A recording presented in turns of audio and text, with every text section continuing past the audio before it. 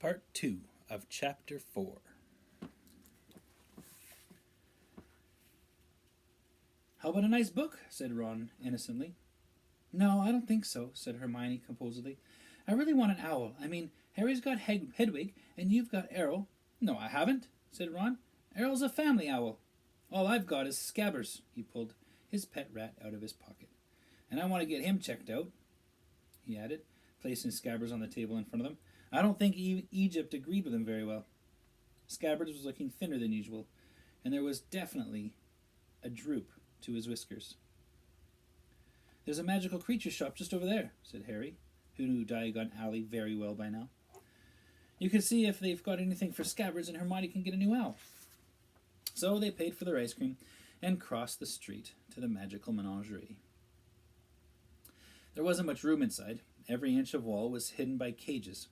It was smelly and very noisy because of the occupants of these cages were all squeaking, squawking, gibbering, or hissing. The witch behind the counter was already advising a wizard on the care of double-ended newts. So Harry, Ron, and Hermione waited, examining the cages.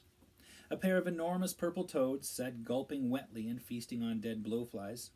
A gigantic tortoise with a jewel-encrusted shell was glittering near the window. Poisonous orange snails were oozing slowly up the side of their glass tank. And a fat white rabbit kept changing into a silk top hat and back again with a loud popping noise.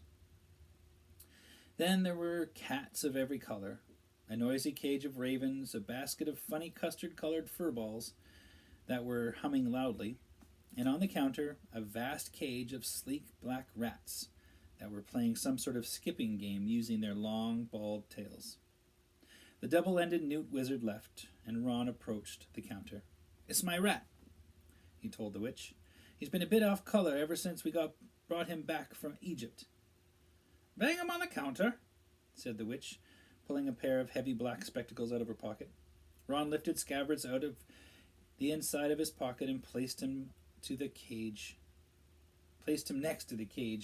of his fellow rats, who stopped their skipping tricks and scuffled to the wire for a better look. Like nearly everything Ron owned, Scabbers the rat was second-hand. He had once belonged to Ron's brother Percy, and a bit battered. Next to the glossy rats in the cage, he looked especially woebegone. Said the witch, peeking at Scabbers and picking him up. "How old is this rat?" "Dunno," said Ron. "Quite old. He used to belong to my brother." "What powers does it have?" asked the witch, examining Scabbers closely. The truth was that Scabbard had never shown the faintest trace of interesting powers. The witch's eyes moved from Scabbard's tattered left ear to his front paw, which had a toe missing, and tutted loudly. "He's been through the mill, this one," she said. "He was like that when Percy gave him to me," said Ron defensively. "An ordinary common rat or garden rat like this can only be expected to live no longer than 3 years or so," said the witch. "Now, if you're looking for something a bit more hard-wearing, you might like one of these." She indicated the black rats, who promptly started skipping again. Ron muttered to himself, "Show-offs." "Well, if you don't want a replacement, you can try this rat tonic," said the witch, reaching under the counter and bringing out a small red bottle. "Okay," said Ron. "How much?" Ouch! Ron buckled as something huge and orange came soaring from the top of the highest cage, landed on his head, and then propelled itself, spitting madly at Scabbers. "No, Crookshanks, no!" cried the witch, but Scabbers shot from between her hands like a bar of soap, landed splay-legged on the floor, and then scampered for the door. "Scabbers!" Ron shouted, racing out of the shop after him. Harry followed. It took them nearly 10 minutes to catch Scabbers, who had taken refuge under a wastepaper bin outside, quality Quidditch supplies. Ron stuffed the trembling rat back into his pocket and straightened up, massaging his head. What was that? It was either a very big cat or a quite small tiger, said Harry. Where's Hermione? Probably getting her owl. They made their way back to the crowded street, to the magical menagerie. As they reached it, Hermione came out, but she wasn't carrying an owl. Her arms were clamping tightly around the enormous ginger cat. "You bought that monster?" said Ron, his mouth hanging open. "He's gorgeous, isn't he?" said Hermione, glowing. That was a matter of opinion, thought Harry. The cat's ginger fur was thick and fluffy, but it was definitely a bit bow-legged, and its face looked grumpy and oddly squashed, as though it had run headlong into a brick wall. Now that Scabbers was out of sight, however, the cat was purring contentedly in Hermione's arms. "Hermione, that thing nearly scalped me," said Ron. "He didn't mean to, did you, Crookshanks?" said Hermione. "And what about Scabbers, eh?" said Ron, pointing to the lump in his chest pocket. "He needs rest and relaxation. How's he going to get it with that thing around?" "Oh, that reminds me, you forgot your rat tonic," said Hermione, slapping the red bottle into Ron's hand. "And stop worrying. Crookshanks will be sleeping in my dormitory, and Scabbers in yours. What's the problem? Poor Crookshanks. That witch said he'd been here for ages. No one wanted him."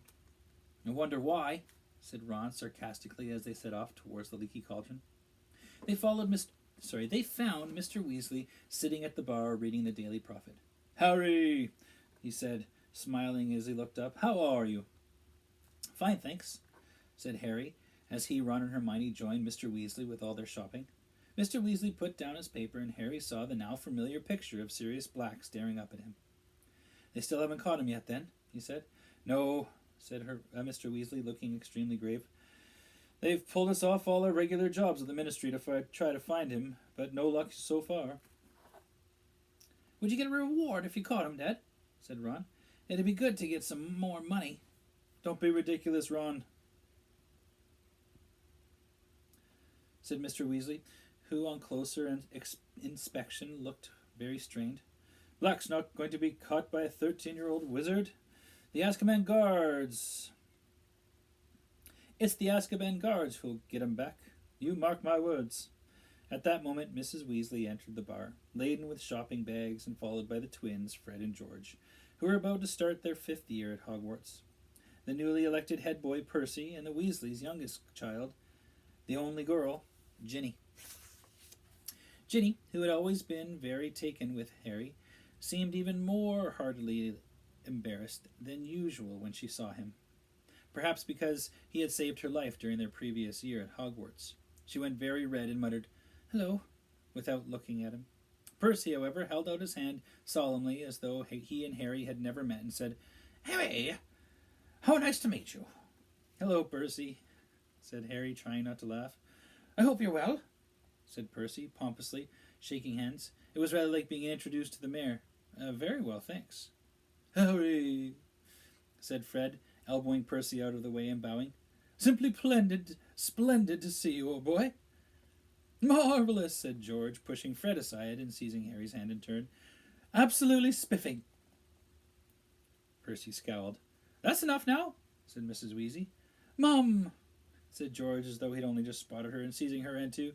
"How really corking to see you." "I said that's enough," said Mrs. Weasley, depositing her shopping in an empty chair. "Hello, Harry, dear. I suppose you've heard our exciting news?" She pointed at the brand-new silver badge on Percy's chest. "Second heck boy in the family," she said, swelling with pride. "And the last," Fred muttered under his breath. "I don't doubt that," said Mrs. Weasley, frowning suddenly. I noticed they haven't made you two prefects." "What do we want to be prefects for?" said George, looking revolted at the very idea. "It'd take the fun out of life." Ginny giggled. "You want to set a better example for your sister," snapped Mrs. Weasley. "Ginny's got other brothers to set her example, Mother," said Percy, loftily. "I'm going up to change for dinner." He disappeared as George heaved a sigh. "We tried to shut him in a pyramid," he told Harry, "but Mum spotted us." Dinner that night was a very enjoyable affair. Tom the innkeeper put 3 tables together in the parlor, and the 7 Weasleys, Harry and Hermione, ate their way through 5 delicious courses. How are we getting to King's Cross tomorrow, Dad?" asked Fred, as they dug into the scrumptious chocolate pudding. The ministry's providing a couple of cars," said Mr. Weasley. Sorry, everyone looked up at him. Why? Said Percy curiously. It's because of you, Percy, said George seriously. And there'll be little flags on the hoods with HB on them. Yeah. For Humongous Big Head, said Fred. Everyone except Percy and Mrs. Weasley snorted into their pudding. Why are the Ministry providing cars, Father? Percy asked again, in a dignified voice. Well, as we haven't got one anymore, said Mr. Weasley. And as I work there, they're doing me a favour. His voice was casual, but Harry couldn't help noticing that Mr. Weasley's ears had gone red, just like Ron's when he was under pressure. Good thing, too, said Mrs. Weasley briskly. Do you realize how much luggage you've all got between you? A nice sight you'd be on the Muggle Underground. You all packed, aren't you?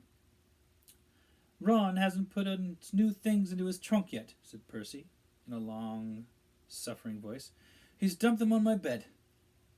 You better go and pack properly, Ron, because we won't have time in the morning.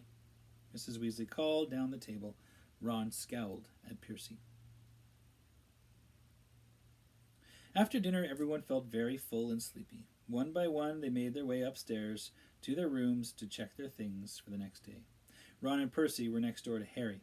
He had just closed and locked his own trunk when he heard angry voices through the wall and went to see what was going on. The door of number 12 was ajar, and Percy was shouting, It was here, on the bed table.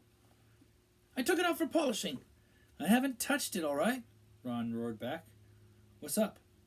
Said Harry.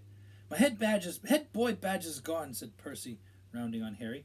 So's Scabbers' rat tonic, said Ron, throwing things out of his trunk to look. I think I might have left it in the bar. You're not going anywhere till we found my badge, yelled Percy.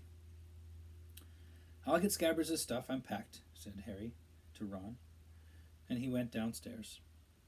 Harry was halfway along the passage to the bar, which was now very dark, when he heard another pair of angry voices coming from the parlor. A second later, he recognized them as Mr. and Mrs. Weasley. He hesitated, not wanting them to know he'd heard them arguing, when the sound of his own name made him stop, then move closer to the parlor door. Pause there.